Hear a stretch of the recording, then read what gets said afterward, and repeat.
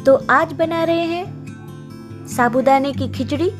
खिले खिले साबूदाने जिन्हें आप बहुत ही आसानी से रेडी कर सकते हैं। तो यहाँ पर हमने लिया है 2 कप साबूदाने रात भर भिगो कर लिए हैं।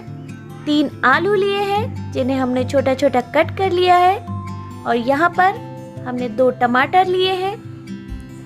यहाँ पर 4-6 हरी मिर्च ली है, 1 नींबू, नमक स्वादानुसार, थोड़ी सी धनिया पत्ती और मूंगफली। देखिए यहाँ पर कितने खिले खिले साबूदाने लग रहे हैं ना। ये हमने कैसे रेडी किए हैं इसका लिंक डिस्क्रिप्शन बॉक्स में मैं आपको दे दूंगी, वहाँ जाके आप चेक कर सकते हैं। तो यहाँ पर एक कढ़ाई में 2 बड़े चम्मच तेल ले लिया है। 1 टेबलस्पून जीरा डाल देंगे। जीरा अच्छी तरह से भुन जाए उसके बाद हम मूंगफली डाल देंगे। तो मूंगफली को अच्छी तरह से धीमी आंच में रोस्ट कर लेंगे। तो हल्की हल्की मूंगफली का कलर चेंज हो गया है। अब हम मिर्च ऐड कर देते हैं, साथ ही आलू भी डाल देंगे। तो अच्छी तरह से आलू भी पक जाएंगे। सारी चीज़ों को अच्छी तरह से मिक्स कर देंगे।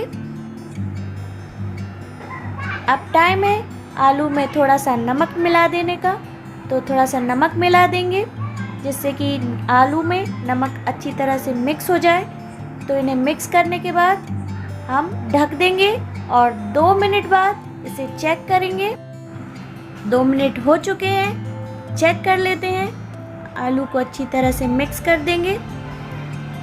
आलू बहुत ही बढ़िया तरह से पक जाएंगे। तब हम टमाटर डाल देंगे। टमाटर भी अच्छी तरह से मिक्स करेंगे। आलू और टमाटर जब मिक्स हो जाए तब हम इन्हें फिर से ढककर छोड़ देंगे 2 मिनट के लिए।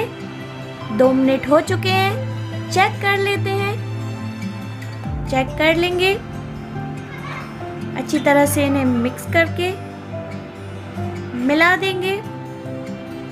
तो अब टाइम है साबूदाने ऐड कर देने का। तो यहाँ पर हम साबूदाना डाल देते हैं। साबूदाना डालने के बाद इसमें 1 नींबू का रस मिला देंगे। नींबू का रस ऑप्शनल है।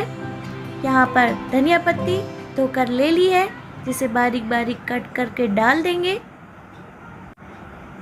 तो धनिया पत्ती के बाद नमक डाल देंगे। नमक स्वाद के अनुसार डालिए।